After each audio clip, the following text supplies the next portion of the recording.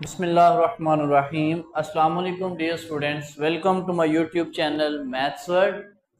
उम्मीद है आप सब खैरियत से होंगे। स्टूडेंट, जैसा कि हमने प्रीवियस लेक्चर के अंदर हमारी जो एक्सरसाइज 9.1 है उसका हमने क्वेश्चन नंबर 1 और 2 सॉल्व किया था। आज हम हमारी एक्सरसाइज 9.1 का क्वेश्चन नंबर 3 सॉल्व करने जा रहे हैं, जिसमें लिखा हुआ है स्टेटमेंट के use the factor theorem to determine if the first polynomial is a factor of the second polynomial. हमने फैक्टर थ्योरम यूज करना है और ये बताना है कि जो फर्स्ट पॉलिनोमियल है वो क्या है, सेकंड पॉलिनोमियल का फैक्टर है या नहीं है। ये चीज हमने वेरीफाई करनी है। हमारे पास क्वेश्चन 3 का फर्स्ट पार्ट गिवन है, जिसमें लिखा हुआ है x+1 और एक पॉलिनोमियल लिखा हुआ है x²-1। अब हमने करना क्या है, सवाल हमें ये पूछा है कि हमने बताना है कि फर्स्ट पॉलिनोमियल सेकंड का क्या है, फैक्टर है। तो यहां से सबसे पहले हमने लेट कर लेना है, let f of x equal है x²-1। सेकंड पॉलिनोमियल को आप f ऑफ x भी कह सकते हैं या आप इसको p ऑफ x भी कह सकते हैं, ठीक है, मर्जी आपकी है। दूसरा काम हेयर, हमने जैसा कि पिछले क्वेश्चन में पढ़ा था कि हमारा ये जो लीनियर फैक्टर होता है इसको हमने किसके इक्वल रखना है, इक्वल टू 0। यहां से हमारे पास x का आंसर क्या आ गया, -1। इस आंसर को हमने पुट करना है अपने पॉलिनोमियल में, तो आ जाएगा p ऑफ -1। जहां जहां x है वहां वहां -1। x का स्केयर था -1 का स्केयर, -1। -1 का स्केयर क्या होता है, +1। ये क्या आ गया, -1। 1 -1 क्या होता है, 0। अब हमने करना क्या है कि जब भी हम इस फैक्टर से इसको 0 के बराबर रख के वैल्यू निकालेंगे, उस वैल्यू को जब हम पॉलिनोमियल के अंदर पुट किया करेंगे तो अगर उसका आंसर 0 आ जाएगा तो हम कहा करेंगे कि ये फैक्टर इस पॉलिनोमियल का फैक्टर है, ठीक है, ये जो बना हुआ है।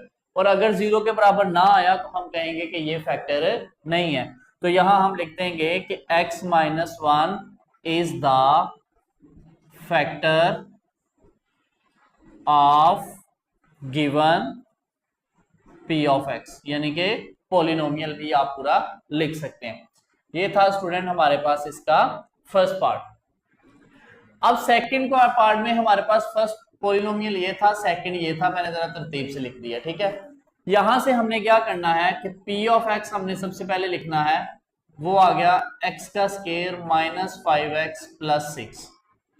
हेयर हमारे पास फैक्टर क्या गिवन है, x-2, इसको हमने रखना है 0 के इक्वल।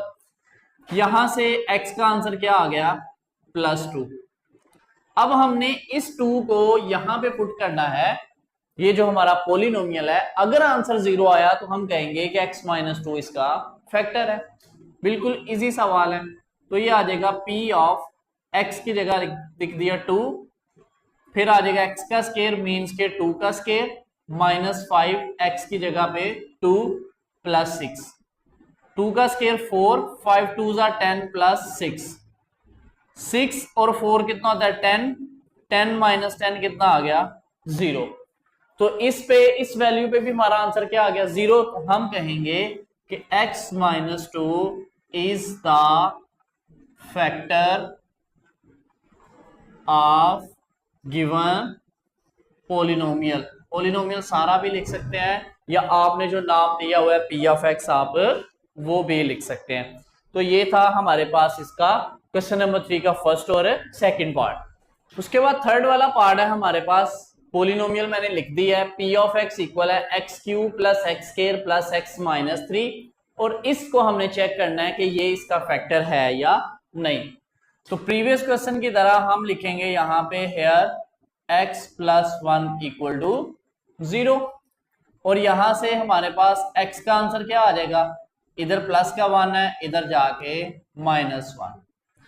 इस वैल्यू को अब हमने इस पॉलिनोमियल में पुट करना है, तो p ऑफ -1 इक्वल है, जहां जहां x है वहां वहां क्या लिखना है, -1।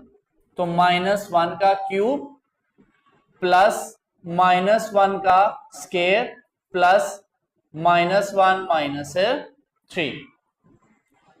तो ये आ गया। -1 का क्यूब क्या होता है? -1 नहीं होता है, प्लस -1 का स्केयर +1 प्लस माइनस -1 और ये -3। यहां से ये -1 और +1 दोनों आपस में क्या हो गए? कैंसिल हो गए। -1 और -3 कितना हो गया? -4। तो क्या ये आंसर 0 के बराबर आया? नहीं।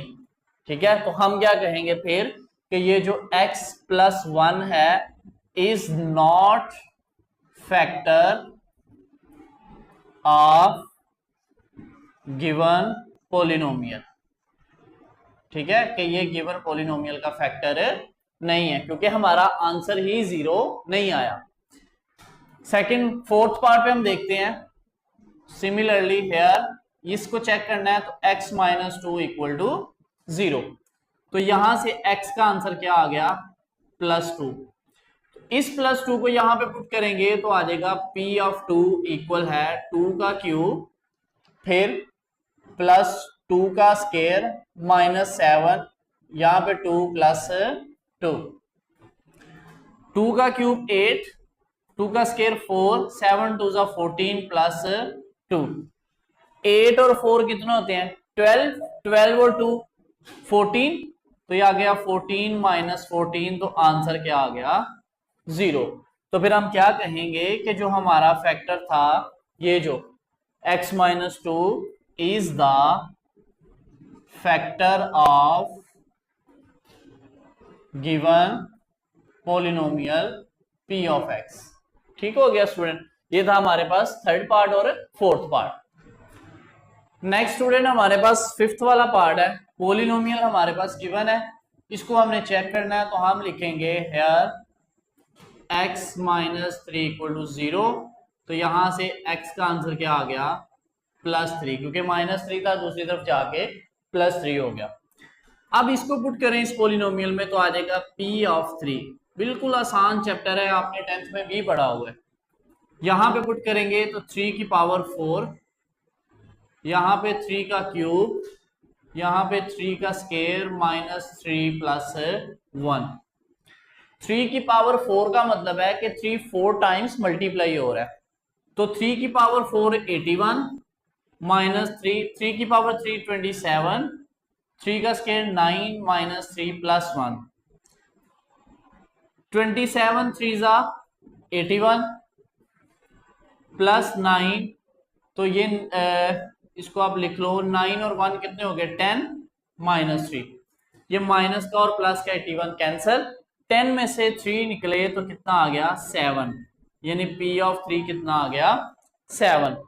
अब ये जो हमारे पास 7 आया which is not equal to 0, 0 नहीं आया, तो इसका मतलब है कि ये इसका फैक्टर नहीं है। तो हम लिखेंगे कि x - 3 is not factor of given p of x। ठीक हो गया स्टूडेंट, ये था हमारे पास क्वेश्चन नंबर 3, जिसके तमाम पार्ट्स हमने 1 बाय 1 सॉल्व किए। उम्मीद है आपको समझ आ गई होगी। स्टूडेंट नेक्स्ट हमारे पास क्वेश्चन नंबर 4 है, जिसकी स्टेटमेंट है हमारे पास कि use the synthetic division to show that x is the 0 of the polynomial. कि सिंथेटिक डिवीजन से हमने तो ये शो करना है कि x is the 0 of the polynomial, का मतलब है हमने उसको फैक्टर ही शो करना है कि अगर उसका रिमाइंडर, जैसे प्रीवियस क्वेश्चन में रिमाइंडर 0 आ रहा था, रिमाइंडर 0 आएगा तो हम कहेंगे कि ये जो वैल्यू है, ये जो रूट है वो उसका रूट है, ये जो वैल्यू है, यानी कि ये फैक्टर है। नहीं आएगा तो हम कहेंगे फैक्टर नहीं है। उसके बाद क्या करना है? Use the result to factorize the polynomial completely. पहले सिंथेटिक डिवीजन से सॉल्व करना है, फिर जो हमारे पास क्वेश्चन आया करेगा उसको हमने फैक्टराइज किया करना है। तो चलें अपने क्वेश्चन की तरफ चलते हैं। अब सिंथेटिक डिवीजन का तरीका क्या होता है, आपने छोटी क्लासेस में भी ये पढ़ा हुआ है कि सबसे पहले तो हमने ये पॉलिनोमियल्स के अंदर जो वेरिएबल्स होते हैं इसके कोफिशिएंट्स लिखने होते हैं। सबसे हाईएस्ट पावर क्या है? क्यूब, क्यूब का कोफिशिएंट क्या है? 1, तो इधर हमने लिख दिया 1। क्यूब के बाद कौन सी टर्म आनी चाहिए? स्केयर वाली, वो इसमें मिसिंग है, तो उसकी जगह पे क्या लिखेंगे? 0। तरतीब से लिखना होता है हमने, जो भी हाईएस्ट डिग्री आ रही होती है उससे शुरू करना है, तरतीब से लिखना है, अगर कोई मिसिंग है तो उसकी जगह 0 लिखना है। तो एक्स क्यूब का कोफिशिएंट 1 था तो 1 लिखा, आगे स्केयर आता है क्यूब के बाद, तो स्केयर नहीं था उसकी जगह 0 आ गया। देन स्केयर के बाद एक्स आता है तो ये एक्स के साथ -7 है तो -7 आ गया। उसके बाद कांस्टेंट टर्म आती है 6 तो हमने 6 लगा दिया। अब उसने हमें वैल्यू दे दी एक्स की जिसके साथ हमने डिवाइड करना है, वो हमें उसने दे दिया 2। ठीक है, ये में गिवन है। अब इसका तरीकाकार क्या होगा कि ये जो फर्स्ट नंबर होता है सिंथेटिक डिवीजन, आपने 10th क्लास में भी पढ़ा होगा सेकंड चैप्टर में, ये जो पहला नंबर होता है इसको आप एज इट नीचे ले आते हैं। ओके हो गया। अब इसको मल्टीप्लाई करना है, 2 1 जा 2, उसको यहां पे लिखा, इन दोनों को किया प्लस, 0 + 2 आंसर क्या आता है 2। अब दोबारा इसको इससे मल्टीप्लाई करना है, 2 2 जा 4, तो यहां पे क्या आ गया 4, -7 में से 4 निकले तो -3 आ गया। अब इस -3 को इस 2 से मल्टीप्लाई करना है, -3 2 जा -6, तो वो यहां पे आ गया -6, 6 - 6 क्या होता है 0। अब यहां पे हमारे पास रिमाइंडर क्या आ गया, ये बेसिकली हमारे पास क्या होता है रिमाइंडर। ठीक हो गया, तो हम लिखेंगे कि since remainder is 0 so x = 2 is the root of given polynomial, क्योंकि आंसर 0 आ गया तो लिहाजा ये इसका रूट है। या फिर ये भी लिख सकते हैं, ये आपके पास x = 2 है ना, तो इसका मतलब है ये ऐसे था x - 2 = 0, फिर ही -2 उधर जाके 2 वैल्यू निकली है ना x की, तो या फिर आप ऐसे भी लिख सकते हैं कि x - 2 is the factor of given polynomial. ये जरा अच्छा इंप्रेशन पड़ जाता है, ठीक है, ये इंग्लिश रिजल्ट लिखने का। अब रिमाइंडर आपके पास आ गया 0, क्वोशंट आपके पास क्या बचा है, क्वोशंट ये वैल्यू बची है, इसको इधर सॉल्व कर लेते हैं।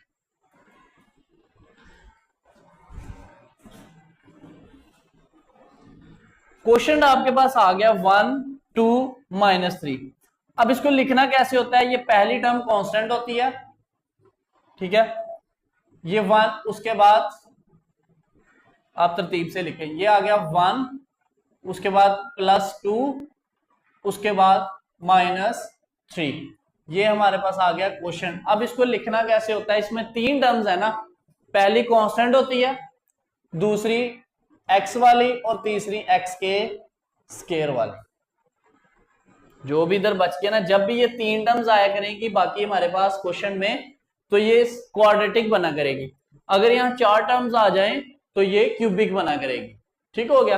अब 3 टर्म्स है तो इसमें पहली कांस्टेंट होती है, दूसरी x वाली और आगे वाली x स्केयर वाली, और ये 1 साल लिखने की जरूरत नहीं है। ओके हो गया। अब कहता है कि ये जो हमारे पास क्वेश्चन आया है इसकी फैक्टराइजेशन करो। इसकी फैक्टराइजेशन हमने मिड टर्म ब्रेक करनी है, तो वो आपको करना आती है। उसका क्या तरीका कार होता है कि इसके कोफिशिएंट को इससे मल्टीप्लाई करते हैं -3 से, तो -3 को जब इससे मल्टीप्लाई करेंगे, इसका कोफिशिएंट 1 है, तो आंसर क्या बनता है -3। अब हमने इस -3 के ऐसे 2 फैक्टर बनाने हैं जिनको प्लस करें तो 2 आ जाए, ठीक है, और उनको मल्टीप्लाई करें तो -3 आ जाए। अब ये देखो कितने तरीके से आता है, 1 × 3 = 3, देन 3 आता है ना हमारे पास। अब देखें ये आ गया x का स्केयर, यहां पे आ जाएगा +3x और -x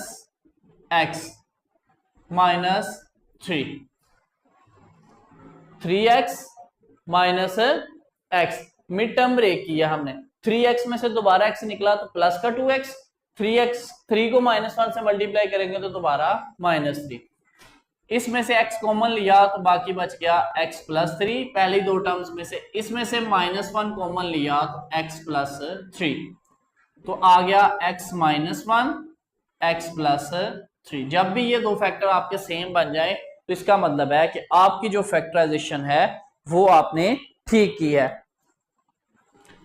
सो आपने लिखना है complete factorisation, complete factorisation of given polynomial, polynomial is, क्या क्या फैक्टर बने हैं इसके, एक बना है x माइनस वन, एक क्या बनता है, एक यही बनता है x माइनस टू ही बनता है जो वैल्यू दी थी x माइनस टू, और एक फैक्टर क्या बन गया ये x प्लस थ्री। ये था स्टूडेंट हमारे पास क्वेश्चन नंबर 4 का फर्स्ट पार्ट, जिसमें हमने सिंथेटिक डिवीजन इस मेथड को कहते हैं। सिंथेटिक डिवीजन से पहले हमने बताया कि इसका फैक्टर है, उसके बाद हमने बताया इस पोलिनोमियल को फैक्टराइज किया। तो टोटल इस पोलिनोमियल के, क्योंकि क्यूब था तो 3 फैक्टर बनने थे, एक तो इसी वैल्यू का ही बन गया, 2 हमने ये बनाए, तो टोटल 3 फैक्टर हमने इसको फैक्टराइज करके भी दिखा दिया। स्टूडेंट नेक्स्ट पार्ट है हमारे पास x cube minus 28x minus 48, इसका भी हमने पहले सिंथेटिक डिवीजन से सॉल्व करते हैं। क्यूब है, क्यूब का कोएफिशिएंट 1 आ रहा है, आगे स्केयर वाली टर्म नहीं है तो 0 आ गया, एक्स वाली टर्म है माइनस 28 और कांस्टेंट टर्म है माइनस 48। डिवाइड किससे करना है, x इक्वल टू माइनस 4 से। सबसे पहला काम कि जो भी पहला नंबर होगा उसको एज इट आपने नीचे ले आना, ठीक हो गया। मल्टीप्लाई करो, माइनस 4 वन जा माइनस 4, तो हमारे पास 0 और माइनस 4 कितने होते हैं, माइनस 4। उसके बाद नेक्स्ट हमारे पास क्या आ जाएगा, 4 4 जा 16 माइनस माइनस प्लस, तो ये आ गया 16। 28 में से 16 निकले तो आता है minus 12, okay, minus minus plus, 12 4 जा 48, तो यहां से ये प्लस का और ये माइनस का आंसर क्या आ गया 0, यानी कि हमारा रिमाइंडर क्या आ गया 0। तो आप यहां पे लिख सकते हैं कि since r equal to 0 so x, अब यहां से अगर हम वैल्यू निकालें तो ये x प्लस 4 इक्वल टू 0 ये फैक्टर बनता है इसका, देन ही 4 उधर जाके माइनस हुआ है, तो आप लिख लो कि x plus 4 is the factor of given polynomial, ठीक है। या जो पिछले लाइन आपने दोनों लिखी थी तो दोनों भी लिख सकते हैं कि x equal to minus 4 is the root of the given polynomial. अब हमने आगे इसकी करनी है फैक्टराइजेशन। क्वेश्चन हमारे पास क्या बचा है, यहाँ पे क्वेश्चन बचा 1 माइनस 4 और 12, 1 माइनस 4 और माइनस 12, तो दोबारा 3 टर्म्स हैं तो क्वाड्रेटिक बननी है, पहली कांस्टेंट, दूसरी x वाली और ये x के स्क्वायर वाली। अब इसकी करनी है हमने mid term break. Mid term break कैसे करनी है, इसको कोएफिशिएंट 1 है, इसका माइनस 12 है, तो आंसर आता है माइनस 12। इसके हमने ढूंढने अब फैक्टर कि प्लस माइनस करें तो माइनस 4 आए, मल्टीप्लाई करें तो 12 आए। तो आप देख लें 12 कितने तरीकों से आता है, 1 multiply 12 equal to 12, 2 multiply 6 equal to 12, 3 multiply 4 is equal to 12, आगे 4 मल्टीप्लाई 3 वही रिपीट हो जाते हैं। अब इसमें से कौन सा फैक्टर लेना है हमने, वो फैक्टर कि जिसको माइनस करें या प्लस करें तो माइनस 4 आए, मल्टीप्लाई करें तो माइनस 12 आए। तो अगर हम देखें इस फैक्टर को 12 में से 1 निकले तो कभी भी 4 आंसर नहीं आता, तो ये नहीं आएगा। 4 में से 3 माइनस करें या प्लस करें तो 4 नहीं आता, ये भी नहीं आएगा। इसका मतलब है ये फैक्टर होंगे इसके 2 और 6, तो ये आ जाएगा x का स्क्वायर माइनस, अब कौन सा प्लस का होगा और कौन सा माइनस का, चूंकि यहाँ में माइनस का आंसर है तो बड़ी टर्म माइनस की होगी और छोटी प्लस की, तो ये आ जाएगा minus plus 2x minus 6x और माइनस 12। मिड टर्म ब्रेक कर दिया हमने, 6 में से 2 निकले दोबारा माइनस 4 और 6 2 जा 12। पहली दो टर्म्स में से x कॉमन लो तो आ गया x प्लस 2, इनमें से 6 कॉमन लिया तो आ जाएगा x, चूंकि माइनस कॉमन आया तो अंदर साइन चेंज हो जाएगा, दोनों फैक्टर सेम आ गए तो आ जाएगा x माइनस 6 और x प्लस 2, ठीक है। तो दोबारा इसके आंसर में आप क्या लिखेंगे, hence complete factorisation, complete factorisation of given polynomial या गिवन कोई ऑफ एक्स पोलिनोमियल इज, कौन कौन से फैक्टर बने हैं? एक बन गया x+2, एक बना है x-6 और एक जो इस वैल्यू से बनता है x+4। ये हमारे पास इसका सेकंड पार्ट है स्टूडेंट। थर्ड वाला पार्ट है स्टूडेंट हमारे पास 2x की 4 + 7x³ - 4x² - 27x और -18। इसको भी हमने सॉल्व करना है। अब इस पे देखो वैल्यूज उसने 2 दे दी हैं, ठीक है। इस टाइम इसका मतलब हमने 2 टाइम डिवाइड करना है इसको, तो परेशान नहीं होना। सबसे पहले हम इसके लिखते हैं वैल्यूज। सबसे हाईएस्ट पावर 4 है, 4 का कोफिशिएंट आ रहा है 2, तो हमने 2 लिखा। उसके बाद क्यूब आता है, क्यूब का कोफिशिएंट 7, फिर स्केयर आता है, स्केयर का कोफिशिएंट -4, फिर एक्स वाली टर्म आती है -27 और फिर -18।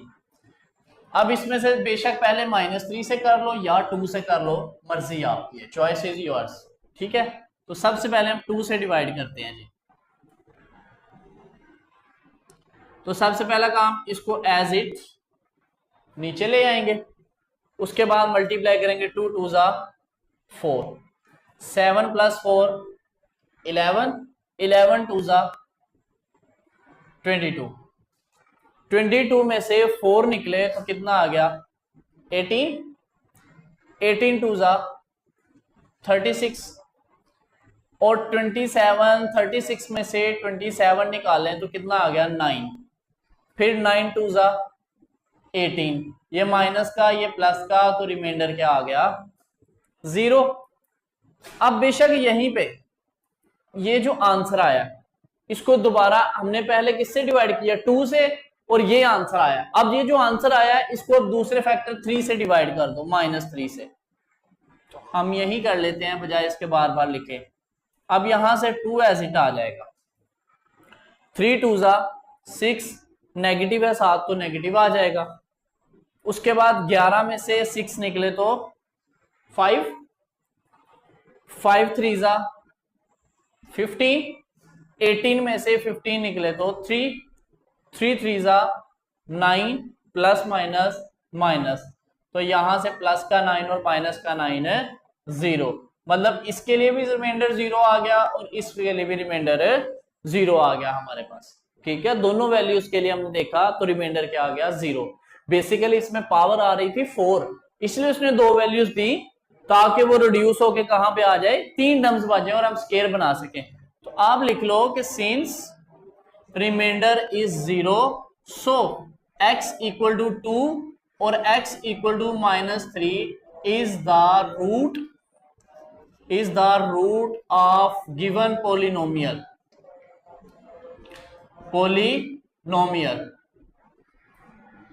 या लिख सकते हैं। अब यहां से अगर वैल्यूज निकालनी हो तो x-2 बनता है एक फैक्टर और एक बनता है x+3, या लिख लो कि x-2 और x+3 are the factors of given polynomial p of x, जो भी आपने नाम दिया। अब आपके पास ये 3 वैल्यूज आ गई क्वेश्चन में, आपने क्वेश्चन लिखा क्या क्या आई है 2, 5 और 3, ये कांस्टेंट है, ये x वाली टर्म और ये स्केयर वाली टर्म, ठीक हो गया। अब इसकी मिड टर्म ब्रेक करें, इसको और इसको अगर मल्टीप्लाई करें तो 6 आंसर बनता है। अब 6 के फैक्टर ढूंढो, 3 और 2, तो ये आ जाएगा 2x का square plus 2x plus 3x plus 3, इनमें से 2x कॉमन ले लो, बाकी आ गया x+1, यहां से 3 कॉमन ले लो तो x+1, तो फैक्टर क्या बन गए x+1 और 2x+3, तो आपने फैक्टर बना दिए। आप लिखें hence complete factorisation of given polynomial